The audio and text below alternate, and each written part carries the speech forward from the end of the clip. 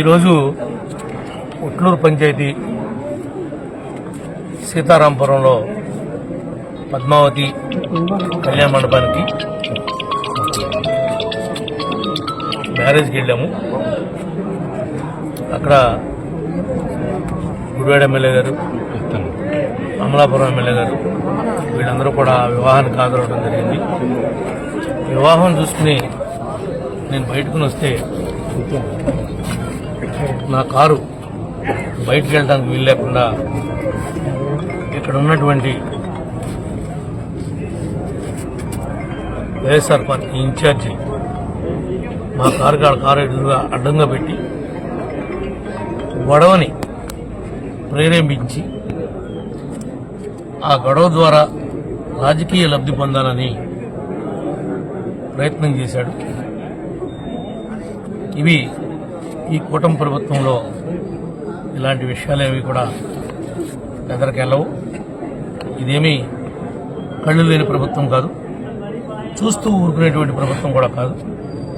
ఈ విషయాలన్నింటినీ కూడా వచ్చిన తర్వాత ఏం జరిగిందో అదంతా కూడా మా గన్మెన్ని పోలీస్ స్టేషన్కి వెళ్ళి కంప్లైంట్ ఇవ్వమన్నాను. నేను నాతో పాటు 5 వ్యక్తులు మేము ట్రావెల్ చేస్తున్నాం. వాళ్ళు ఒక 25 మందిని తీసుకుని వచ్చి ఏదో కింద పడ్డా మేమే నెగ్గాము అనిపించుకోవడం కోసం కృత్రిమంగా ఆలోచనలు చేస్తున్నారు. ఎవడి ఆలోచనల్ని వాడినే గోతులో పెడతాయి. ఇది చెప్తున్నాం, మీకు హెచ్చరిక అనుకుంటారో లేకపోతే మీ పద్ధతిలో మీరు ఉండమని చెప్తున్నాం అనుకుంటున్నారో మీరు అనుకోండి. మేము తెలుసుకుంటే మీరు ఈ నియోజకవర్గంలో ఎక్కడా కూడా ఒక్క ఊర్లో కూడా మిమ్మల్ని తిరగనివ్వని చెప్పి కూడా ఈ సందర్భంగా తెలియజేస్తున్నాం. ఎందుకంటే మీరు ప్రజలు మీకు ఏ స్థానం ఇచ్చారో ఆ స్థానానికి మీరు పదునమై ఉండాలి.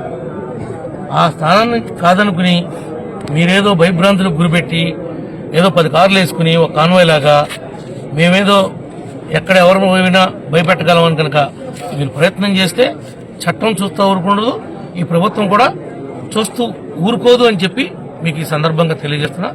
అంతా కూడా పోలీసు వారికి తెలియపరిచాం, గవర్నమెంట్ దృష్టికి కూడా తీసుకుని వెళ్తాం.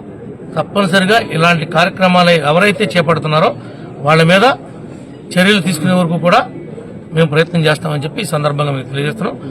దీనిలో వచ్చినటువంటి నాయకులు కానీ, మా మండల పార్టీ ప్రెసిడెంట్లు, సీనియర్ నాయకులు, క్లస్టర్ ఇన్ఛార్జీలు, సమన్వయ కమిటీ మెంబర్స్ మీరంతా కూడా ఆవేశానికి లోను కావద్దు. చట్టాన్ని మీరెవరూ కూడా చేతిలో తీసుకుంటానికి వీలు లేదు.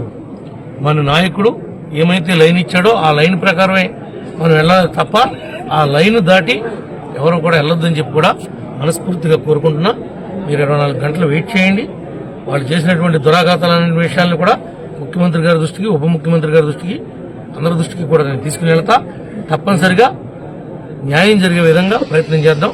మీరందరూ కూడా మరి ఇంత పెద్ద టైంలో కూడా అర్ధరాత్రి ఇక్కడ వచ్చినందుకు ప్రత్యేకంగా మీ అందరికి కూడా ధన్యవాదాలు తెలియజేస్తూ మీరు కామ్గా ఉండవలసిందిగా ప్రతి ఒక్కరిని కూడా కోరుకుంటున్నాను. Thank you.